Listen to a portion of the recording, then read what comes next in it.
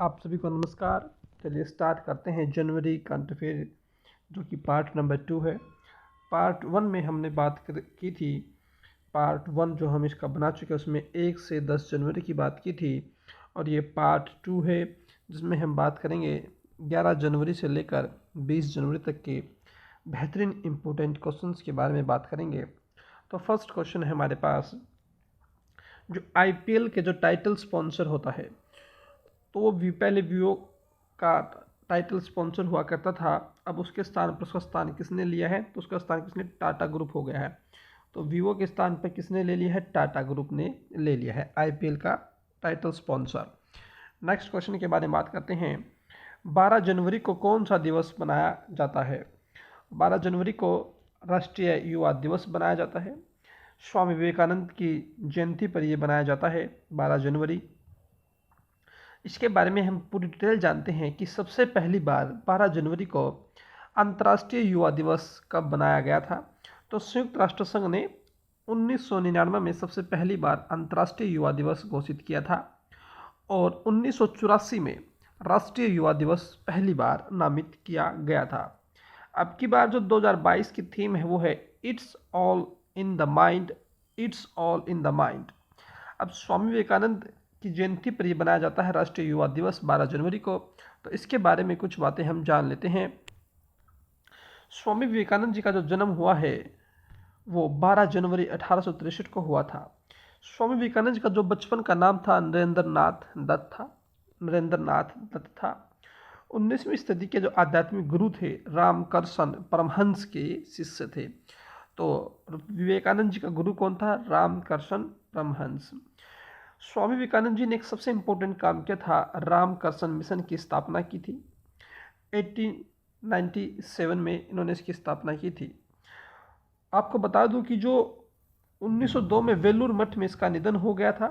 पश्चिम बंगाल में स्थित है वेलूर मठ, जो रामकृष्ण मठ और रामकृष्ण मिशन दोनों का मुख्यालय है। तो वेलूर मठ का पश्चिम बंगाल में है।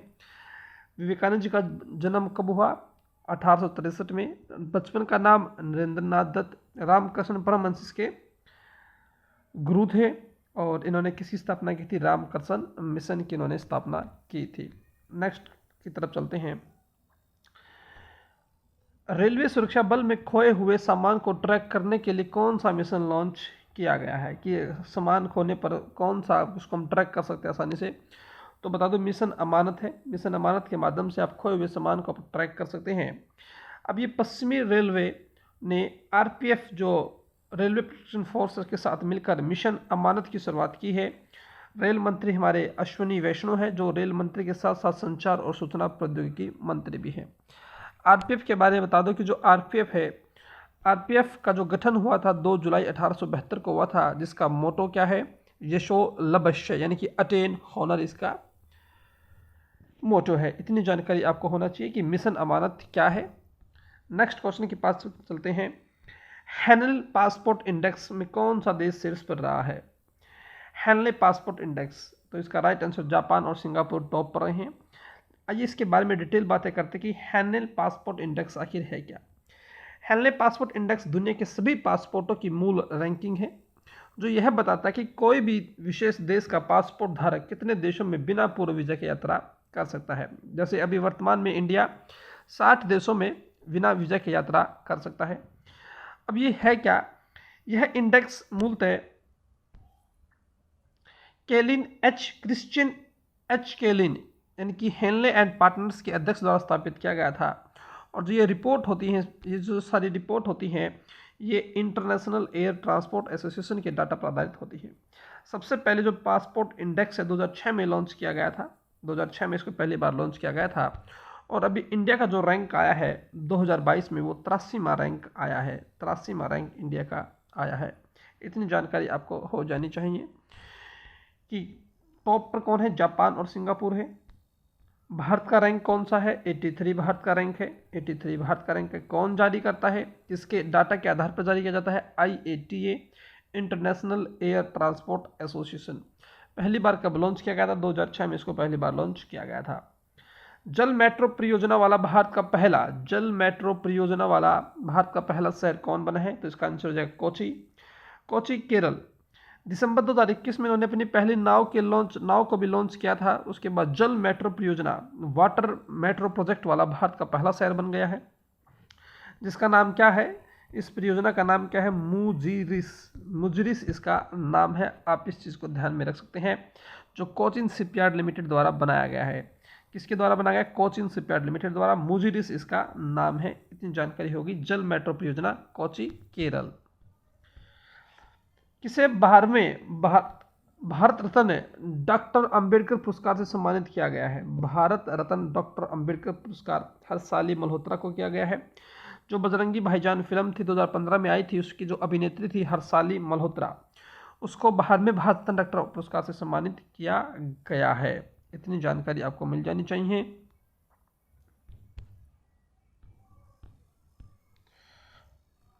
दुनिया के पहले व्यक्ति कौन बने हैं जिन्होंने पिग हार्ट ट्रांसप्लांट प्राप्त किया? जो सुअर का जो हार्ट ट्रांसप्लांट उन्होंने प्राप्त किया, उसका नाम है डेविड बेनेट, जो कि अमेरिका के हैं। आप देख सकते हैं डेविड बेनेट ने जो कि हार्ट ट्रांसप्लांट किया गया इसको, तो डेविड बेनेट के शरीर में इसको ट्रांसप्लांट किया गया है, डेविड बेनेट। जूनियर नंबर 1 खिलाड़ी बनने वाली पहली भारतीय महिला शटलर कौन बनी है? जूनियर पहली महिला भारतीय, तो तस्नीम मीर है, जो कि 16 साल की तस्नीम मीर है। अंडर 19 की महिला एकल में दुनिया की नंबर 1 खिलाड़ी बनने का इन्होंने अपने नाम हासिल किया है। ये आप चित्र में देख सकते हैं, Tasnim Mir, under 19। India state of forest report 2021 के अनुसार क्षेत्रफल की दृष्टि से सबसे अधिक वन कहाँ है? तो ये मध्य प्रदेश में सबसे अधिक वन है। अब मैं आपको बता दूं कि जो रिपोर्ट जारी कौन करता है, केंद्रीय पर्यावरण, वन एवं जलवायु परिवर्तन मंत्रालय ने भारत वन स्थिति रिपोर्ट जारी की है। यह रिपोर्ट 2 वर्ष में एक बार जारी की जाती है। भारतीय वन सर्वेक्षण द्वारा इसको प्रकाशित किया जाता है। सबसे पहली रिपोर्ट 1987 में इसको प्रकाशित किया गया था, और जो 2021 की जो रिपोर्ट का प्रकाशन है वो 17वां प्रकाशन ये इसका किया गया था। आपको बता दूं कि क्षेत्रफल की दृष्टि से मध्य प्रदेश में सबसे बड़ा वन क्षेत्र है। इसके बाद नाम आता है अरुणाचल प्रदेश का, छत्तीसगढ़ का, उड़ीसा और महाराष्ट्र का। तो टॉप 2 याद रख सकते हैं, मध्य प्रदेश और अरुणाचल प्रदेश। कुल भौगोलिक क्षेत्र के प्रतिशत के रूप में अगर हम बात करें, भौगोलिक क्षेत्र पर कितना प्रतिशत सबसे अधिक होना, मिजोरम में है। परसेंटेज की बात करेगा तो मिजोरम हो जाएगा, मध्य प्रदेश के क्षेत्रफल की बात हो जाएंगी। अब आपको बता दूं कि वन अक्षेत्र और वन आवरण में क्या डिफरेंस है। वन अक्षेत्र उसे कहते हैं सरकारी रिकॉर्ड के अनुसार भूमि की कानूनी स्थिति को दर्शाता है, कि फॉरेस्ट एरिया मतलब कि कानूनी स्थिति को दर्शाता है कि कानून में क्या है। और वन आवरण का मतलब है किसी भी भूमि पर पेड़ों की उपस्थिति, यानी कैसी भूमि है, वो निजी है कैसे भी है, वहाँ पर ट्री कितने हैं उनकी उपस्थिति को ये दर्शाता है, जबकि वन क्षेत्र कानूनी तौर पर ये बातों को बताता है। इसरो का नया चीफ किसे नियुक्त किया गया है? इसरो का नया चीफ किसे नियुक्त किया गया? तो एस सोमनाथ को नियुक्त किया गया है। आपको बता दूं कि इसरो के बारे में कुछ बेसिक बातें बता दूं कि जो इसरो है इसका जो निर्माण किया गया था 15 अगस्त 1969 में इसका निर्माण किया गया था। पहले इस संस्था को क्या कहते थे? इनकॉस्पर इसको कहा जाता था। इसरो का पहले क्या नाम था? इनकॉस्पर। इनकॉस्पर का मतलब है the Indian national committee for space research, जो कि जवाहरलाल नेहरू द्वारा स्टैब्लिश की गई थी 1962 में। और इन जो कॉस्पर है इसी को क्या बना दिया गया था 1969 में, इसरो नाम इसको दे दिया गया था। इसरो के जो हेडक्वार्टर बेंगलुरु में है। ठीक है, इतनी जानकारी आपको यहाँ से मिल जानी चाहिए। और जो इसके चेयरमैन है एस सोमनाथ है। तो इनकॉस्पर किसका नाम है? इनकॉस्पर भी इसरो का ही नाम है, जो कि 1962 में था। जवाहरलाल नेहरू बनाया 1969 में इसका नाम इसरो कर दिया गया था। हेडक्वार्टर बेंगलुरु में है। किस राज्य का कुंभलांगी गांव भारत का पहला, गांव का नाम ध्यान रखिएगा, कुंभलांबी गांव है, पहला सैनिटरी नैपकिन मुक्त गांव बना है? तो आंसर आ जाए केरल। केरल से 2 क्वेश्चन है, कोची वाला था कि जो मेट्रो जल परियोजना वाला है, और सैनिटरी नैपकिन मुक्त गांव कुंभलांबी गांव है। केरला के बारे में बात कर लेते हैं। जो केरला है एस्टेब्लिश्ड हुआ था 1957 में, जो इसके चीफ मिनिस्टर है पिनरई विजयन, और गवर्नर है आरिफ मोहम्मद खान। आरिफ मोहम्मद खान इसके गवर्नर है, और चीफ मिनिस्टर कौन है? पिनरई विजयन इसके चीफ मिनिस्टर है। इतनी जानकारी आपको मिल जानी चाहिए कि नैपकिन मुक्त गांव केरल का बना कुंभलांगी गांव। किस राज्य सरकार ने नई नर्सिंग नीति जारी की है? नई नर्सिंग नीति जारी की है, आपको इसका जवाब देना है। नई नर्सिंग नीति तो हरियाणा सरकार ने लॉन्च की है। हरियाणा सरकार ने क्या कहा है कि इस नर्सिंग नीति को मंजूरी दी है, यह 1 जनवरी से लागू हो जाएगी। 1 जनवरी 2022 से 1 जनवरी 2022 से लागू हो जाएगी।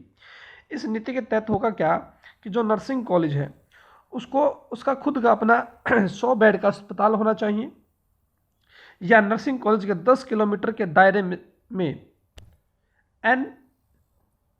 NABH द्वारा मान्यता प्राप्त अस्पताल होना चाहिए। या तो खुद का 100 बेड का हॉस्पिटल हो या उसके 10 किलोमीटर के दायरे में NABH द्वारा मान्यता प्राप्त अस्पताल होना चाहिए। इतनी जानकारी आपको यहाँ से मिलनी चाहिए। हरियाणा के बारे में कुछ बातें बता दूं कि जो हरियाणा की राजधानी चंडीगढ़ है, राज्यपाल बंडारू दत्तात्रेय हैं, CM मनोहर लाल खट्टर है, सबसे बड़ा शहर फरीदाबाद है। इतनी जानकारी आपको बता दूं। चंडीगढ़ पंजाब की भी राजधानी है। नेक्स्ट के बारे में बात करते हैं। 18वां कच्चाई लेमन फेस्टिवल कहाँ शुरू हुआ? कच्चाई लेमन, जो कच्चाई लेमन है फेस्टिवल मणिपुर में स्टार्ट हुआ है। 18वां कच्चाई लेमन फेस्टिवल कहाँ? मणिपुर में हुआ है। आप ये देख सकते हैं कच्चाई मणिपुर इंडिया। यहाँ के जो चीफ मिनिस्टर है एन बीरेन सिंह है। चीफ मिनिस्टर ऑफ मणिपुर कौन है? एन बीरेन सिंह है। और यहाँ के गवर्नर कौन है? ला गणेशन है। आपको साथ में ये भी याद करने चाहिए कि चीफ मिनिस्टर और गवर्नर जैसे देश स्टेट का नाम आता है तो आपको 2 बातें तो पता होनी चाहिए। भारत में सर्वश्रेष्ठ निजी बैंक के रूप में किसे नामित किया? निजी बैंक की बात चल रही है तो HDFC बैंक है, जिसको निजी बैंक के तौर पर, जो किसके CEO कौन है? शशिधर जगदीशन है। इसके जो CEO हैं शशिधर जगदीशन HDFC बैंक के निजी बैंक के रूप में सर्वश्रेष्ठ इसे नामित किया गया है। प्रधानमंत्री सुरक्षा चूक मामले की जांच समिति की अध्यक्षता किसे सौंपी गई है? आपको पता है कि पंजाब में रैली में जाते हुए प्रधानमंत्री सुरक्षा चूक का मामला सामने आया था, तो उसमें आपको बताना है कि जो उसकी जांच के लिए किसे अध्यक्ष नियुक्त किया गया? इंदु मल्होत्रा को नियुक्त किया गया है। इतनी जानकारी आपको मिलना चाहिए कि इंदु मल्होत्रा उसकी समिति अध्यक्ष है जो उसकी जांच करेंगे। फोर्ब्स की सर्वाधिक कमाई करने वाली महिला खिलाड़ियों की लिस्ट में कौन शीर्ष पर है? फोर्ब्स सबसे ज़्यादा कमाई करने वाली महिला तो नाओमी ओसाका है। नाओमी ओसाका कौन है? जापान की पेशेवर टेनिस खिलाड़ी है। इतना आपको ध्यान में रखना कि नाओमी ओसाका जो कि टेनिस खेलती हैं, जापान से बिलोंग करती हैं, फोर्ब्स में सर्वाधिक पैसे कमाने वाली महिला है। किस राज्य के आर्ट्स एंड क्राफ्ट विलेज संगठन ने अंतर्राष्ट्रीय क्राफ्ट अवार्ड जीता है? तो केरल ने जीता है। केरल राज्य के आर्ट्स एंड क्राफ्ट विलेज संगठन ने, इसके बारे में आपको बता दूं फिर से, केरल दोबारा आ गया है। ये 1957 में इसको बनाया गया था। इसके चीफ मिनिस्टर कौन है? पिनरई विजयन है। और गवर्नर कौन है? आरिफ मोहम्मद खान है। इतनी जानकारी आपको पता होनी चाहिए केरल के बारे में। तो आर्ट एंड क्राफ्ट विलेज संगठन ने किसने जीता? केरल के ने जीता है। भारत और किस देश की नौसेना ने अरब सागर में पासएक्स अभ्यास किया है? क्या नाम है? पासएक्स अभ्यास किसके किया गया? ठीक है, एक्सरसाइज जो होती है तो बता दूं इंडियन और रूस के साथ। Indian navy INS Kochi undertake PASSEX with Russian admiral Tributs in Arabian sea. तो भारत और रूस की नौसेना ने अरब सागर में क्या किया है? पासएक्स एक्सरसाइज की है। तो पासएक्स किसके बीच में होता है? भारत और रूस के बीच में होता है। भारतीय महिला की टीम की कप्तान कौन बनी है? तो आपको बता दूं भारतीय महिला की टीम की कप्तान बनने वाली भी जो श्वेता पूनिया है, श्वेता पूनिया को कप्तान बनाया गया क्योंकि रानी जो रामपाल है उसको चोट लग गई है, इसलिए इसको बनाया गया है। तो फिलहाल कौन है? श्वेता पूनिया है। रानी रामपाल रेगुलर कैप्टन है, लेकिन अभी वर्तमान में श्वेता पूनिया को बनाया गया है। किस देश के वैज्ञानिकों ने धरती पर एक कृत्रिम चंद्रमा बनाया है? कृत्रिम चंद्रमा तो ये चीन ने बनाया है। कृत्रिम चंद्रमा तो ये चीन ने बनाया है, लेकिन चीन ऐसा पहला देश नहीं है जिन्होंने शुरुआत की थी। ऐसा रूस और अमेरिका भी इसका प्रयास कर चुके हैं, लेकिन सफल कौन हुआ है? चीन। तो चीन ने चंद्रमा बनाया है, कृत्रिम चंद्रमा। किस राज्य में देश की पहली न्याय घड़ी काफी इंपॉर्टेंट क्वेश्चन है। पहली न्याय घड़ी लगाई है तो गुजरात ने लगाई है। गुजरात ने न्याय घड़ी लगाई है, जिसके CM भूपेंद्र पटेल है और राज्यपाल आचार्य देवव्रत है। तो न्याय घड़ी कहाँ पे? गुजरात में लगाई गई है। न्याय घड़ी गुजरात में लगाई गई है। सर्वश्रेष्ठ फीफा पुरुष खिलाड़ी का खिताब किसने जीता है? फीफा पुरुष खिलाड़ी का खिताब किसने जीता है? तो रॉबर्ट लेवाडास्की। अब फीफा के बारे में कुछ बातें बता दूं तो अवार्ड तो जीत लिया है रॉबर्ट लेवाडास्की ने। फीफा है क्या? FIFA federation international D football association है, जिसे आमतौर पर फीफा के नाम से जाना जाता है। फुटबॉल का अंतर्राष्ट्रीय नियंत्रण निकाय है, सबसे बड़ा निकाय है फीफा, जिसका अवार्ड मिला है पुरुष खिलाड़ी को रॉबर्ट लेवाडास्की को। इसका मुख्यालय जूरिक यानी कि स्विट्जरलैंड में है। इसके वर्तमान अध्यक्ष गियानी इन्फेंटिनो है, जिसकी स्थापना 21 मई 1904 को की गई थी। फीफा की स्थापना 21 मई 1904 को की गई थी। अब व्यास सम्मान के बारे में बात कर लेते हैं। व्यास सम्मान किसको मिला है 2021 का? ये साहित्यिक क्षेत्र में दिया जाता है। जो 2021 का जो अवार्ड मिला जो कि 31वें नंबर का था, असगर वजाहत नाटक महाबली के लिए इसको दिया गया है। व्यास सम्मान है क्या? भारतीय साहित्य के लिए दिया जाने वाला ज्ञानपीठ पुरस्कार के बाद दूसरा सबसे बड़ा पुरस्कार है, जो साहित्य सम्मान अकादमी पुरस्कार है। इसकी स्थापना 1991 में के बिड़ला फाउंडेशन के द्वारा की गई थी। के बिड़ला फाउंडेशन। अभी का व्यास सम्मान किसको मिला है? असगर वजाहत को मिला है, लेकिन जो पहली बार मिला था 1991 में तो डॉक्टर रामविलास शर्मा को। तो फर्स्ट याद रखना, फर्स्ट कौन है? रामविलास शर्मा, जो उसका उपन्यास था भारत की प्राचीन परिवार। और अभी किसको मिला? असगर वजाहत। तो दोनों याद रखने हैं, अभी का भी लेटेस्ट भी याद रखना है। असगर वजाहत व्यास सम्मान और रामविलास शर्मा को फर्स्ट मिला है। ज्ञानपीठ पुरस्कार किसे दिया गया है साहित्य क्षेत्र में? 2021 का जो लेटेस्ट दिया गया है, जो कि 57वें नंबर का है, तो दिया गया है कोंकणी उपन्यासकार दामोदर मोजो को दिया गया है। ज्ञानपीठ पुरस्कार सर्वोच्च पुरस्कार है जो साहित्य के क्षेत्र में दिया जाता है। हिंदी और कन्नड़ भाषा में सर्वाधिक अधिक बार यह पुरस्कार पा चुके हैं। मैं आपको बता दूं, जो कि सबसे पहला पुरस्कार मिला था ज्ञानपीठ का, मिला था जी शंकर कुरूप को। 1965 में दिया गया था, मलयालम भाषा के लिए इसको दिया गया था। पहला ज्ञानपीठ जी शंकर कुरूप, पहला हिंदी में सुमित्रानंद पत। तीनों याद रखने हैं। पहला, क्योंकि सर्वोच्च यही है, पहला कौन है? जी शंकर कुरूप। सेकंड जो 4th नंबर पर है, लेकिन हिंदी में फर्स्ट है, सुमित्रानंद पंत 1968 में। और अभी का लेटेस्ट जो मिला है दामोदर मोजो को। तीनों आपको याद रखने हैं। इसमें जो इनाम राशि दी जाती है 11 लाख रुपए की इनाम राशि दी जाती है। और सबसे पहला अवार्ड 1965 में दिया गया था जी शंकर कुरूप को, और जो लेटेस्ट अवार्ड दिया गया है दामोदर मोजो को दिया गया है। इतनी जानकारी आपको ध्यान में रखनी है। तो उम्मीद करता हूँ आपको ये वीडियो पसंद आई होगी। तब तक के लिए बने रहिए। नेक्स्ट वीडियो में बात करेंगे हम जो हमारा जनवरी का डाटा बचा रहता है, और एक फिर कंप्लीट वीडियो जनवरी की बना दी जाएंगी, ताकि आप इसको आसानी से रिवाइज कर सकें हैं। और आपको ये पीडीएफ जो है, पूरा पीडीएफ पोर्शन ही फ्री में आपको उपलब्ध हो जाएगा। डिस्क्रिप्शन में इसका जो लिंक दिया गया है, वहाँ से आप इस पीडीएफ को डाउनलोड कर सकते हैं। बिल्कुल फ्री ऑफ कॉस्ट है। Thank you.